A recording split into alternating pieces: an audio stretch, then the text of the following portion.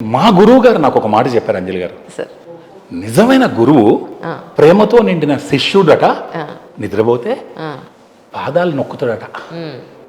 నిజమైన గురువు. ఎప్పుడో శిక్షణ పొందిన అన్నారు కదా. ఈ సమరిని మీరు ఎంత బాగా అర్థం చేసుకున్నారంటే ఒక జర్నలిస్ట్గా మీ పాదాలకు నాను. అయ్యో ఎంత మాట భలేవారు సార్, మీరు గురువులు సార్. నేను మా గురువు గారి మాట చెప్పే, అందుకే షరతులు వర్తిస్తాయి. అవునా? అవునవును. నిజమైన గురువు నిజమైన శిష్యుడు అని తన మనసు చెప్పినప్పుడు ఆ శిష్యుడు నిద్రిస్తే పాదాలు నొక్కి సేద తీర్చుతాడట. అది గురువు. ఎవరో మహానుభావుడు అన్నాడు కదా, దైవం గురువు ఇద్దరు నా ఎదురుగా వస్తే నేను ముందు నా గురువుకే దండం పెడతా. దైవం ఎంత గొప్పవాడో నాకు నేర్పిన దైవం గురువే కదా. అద్భుతం. అవునా? కాబట్టి everybody is good, everybody is good, amazingly good. దీన్ని మనం గరిష్టంగా ఒక మూమెంట్ లాగా ముందుకు తీసుకెళ్ళాలి మ్యామ్. ఆల్మోస్ట్ ఒక గంట కాన్వర్జేషన్ తర్వాత నాకు అర్థమైంది ఏంటంటే మీతో ఒక మంచి సిరీస్ చేయాలి. నా అదృష్టం. ఎందుకంటే సరే పుస్తకం గురించి మనం ఎలాగో ఇంట్రడ్యూస్ చేసాం, కానీ ఒక మోటివేషన్ పాయింట్ ఆఫ్ వ్యూలోనండి ఇప్పుడున్న యంగర్ జనరేషన్కి ఎన్నో విలువైన, ఎందుకంటే ఇంట్లో పేరెంట్స్ చెప్తే వాళ్ళకి ఎప్పుడు బోర్గానే ఉంటుంది. అమ్మ ఇలాగే చెప్తుంది, నాన్న ఇలాగే చెప్తారు, మా అమ్మమ్మ ఇలాగే అంటుంది, మా బామ్మ ఇలాగే అంటుంది, ఇంతే ఉంటుంది తప్ప అందులో ఉండే సారాన్ని వాళ్ళ మైండ్కి మనసుకి ఎక్కదు. హత్తుకుపోయేలాగా మీలాంటి వాళ్ళు చెబితే ఏంటంటే వాళ్ళకి కొంచెం నిజంగానే హత్తుకుంటుంది. సో మనందరం ఒక బృందంగా ఏర్పడి చేయాల్సిన తక్షణ అవసరం అంజలి గారు ఇది. అవును, మూలాల్లోకి వెళ్ళాలి. ఆ పాత గొప్ప ఏమంటారు, మనం ఏం చేస్తున్నాం, అరటి తొక్క తిని పండు పడేసి ఇదే అరటి పండు తినడం అనుకుంటున్నాం. మళ్ళీ ఆ పూర్వ వైభవం తేవాలి. నిజంగా అండి, ఒక్కొక్క ఎపిసోడ్కి మనం ఒక్కొక్క టాపిక్ అనుకుని ఆ టాపిక్ వైజ్ మనం ఇన్ డెప్త్ నాలెడ్జ్ని జనాలకు అందించే విధంగా మనం ఒక మంచి ప్రోగ్రామ్ చేద్దాం సార్, తప్పకుండా. అంతే కదా. ఇప్పుడు గ్లోబల్ పీస్ అనేది అసలు ఎట్లా సాధ్యం అంటే global peace begins with inner peace కదా. అంతే. మరి ఈ యునైటెడ్ స్పిరిట్ ఆఫ్ ఇన్నర్ పీసే గ్లోబల్ పీస్ కదా. ఎవరికి వాళ్ళు రిఫ్లెక్షన్, ఇంట్రోస్పెక్షన్, యాక్షన్.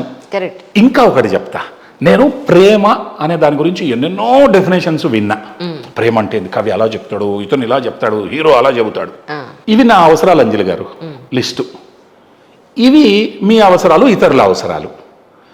ఇతరుల అవసరాలు నా చెక్ లిస్ట్లో పైకి పెట్టేశా, నావి కింద ఉన్నాయి. ఇంకా నేను అటెండ్ అవుతూ వస్తున్నా.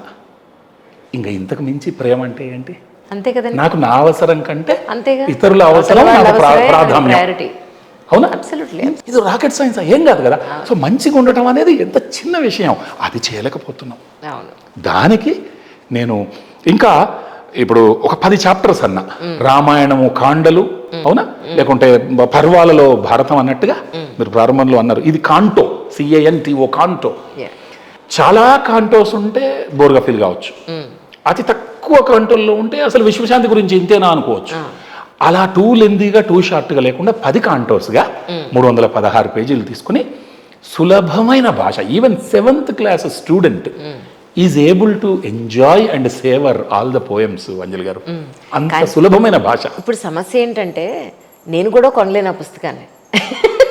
మంచి ప్రశ్న అడిగారు. ఎలా అందులో ఉన్నది ఎలా తెలుసుకోవాలి మీ అందరం? సూపర్. ఎందుకంటే నేను ఇందాక ఒకటి అన్నా, ఏమని, ప్రపంచంలో చాలా ఉత్కృష్టమైనవి గొప్పవన్నీ ఉచితం అని చెప్పానా?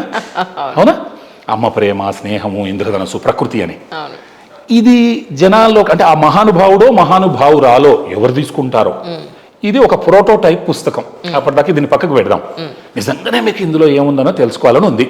ఎవరైనా మన మిత్రులు, మన ప్రేక్షకులు ఉంటుంది కదా, నాకు ఒక్క ఫోన్ చేయండి. అవునా? హైదరాబాద్ అమీర్పేటలో మా ఇంటికి రండి. నా ఫోన్ నంబర్ ఇస్తా. మా ఇంటికి గెస్ట్ గా రండి, నాకు ఫోన్ చేసి రండి. వచ్చాక నాకు సమయంతో ఓపిక ఉంటే నేనే చదివి పెడతా. మొత్తం పుస్తకం మీరు అక్కడ కూర్చొని చదువుకోండి ఎన్ని రోజులైనా సరే. అద్భుతం. ఇప్పుడు అది ఉన్నది ఎందుకొరకు, అందరికి తెలియాలని కదా. విశ్వశాంతి ఒక్క వ్యక్తికి ఇచ్చి బుక్ మీ దగ్గర పెట్టుకోండి అంటే విశ్వశాంతి. అదే కదా. కామన్ మ్యాన్ కాపీస్ తర్వాత వస్తాయి. అప్పుడు అది ఎంతనో 100, 200, 500 పెట్టి మనం అందరికి అందుబాటులోకి తెస్తాం. అప్పటి వరకు నేను చదవాలి, నేను ఆగలేను అంటే ప్లీజ్ బీ మై గెస్ట్. అవునా? దాన్ని మొత్తం ఎంజాయ్ చేయండి. అద్భుతం.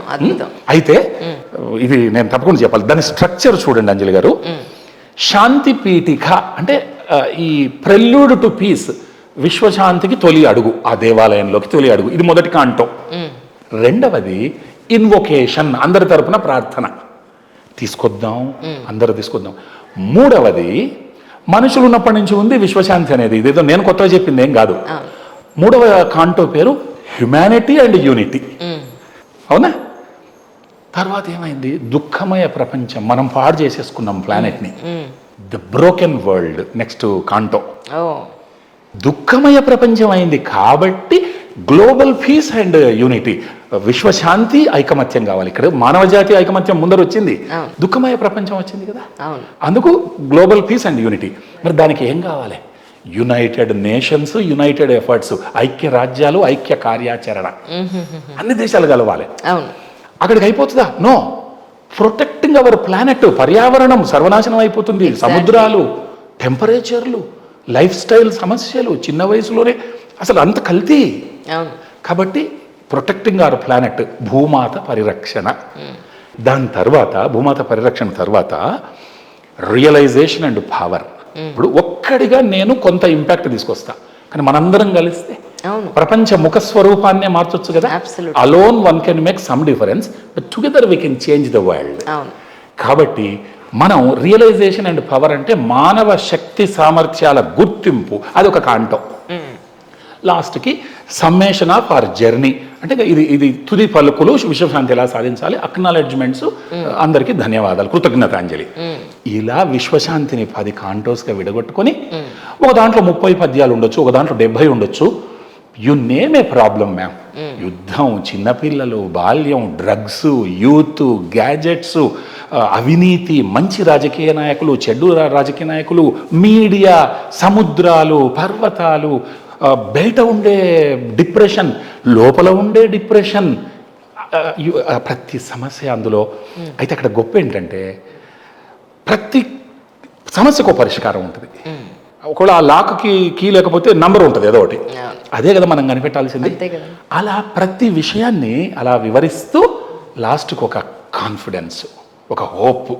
అవునా? సమస్యను అక్కడ రగిల్చి వదిలేయటం కాదు, దాంట్లో పరిష్కారంలో భాగం కావాలి.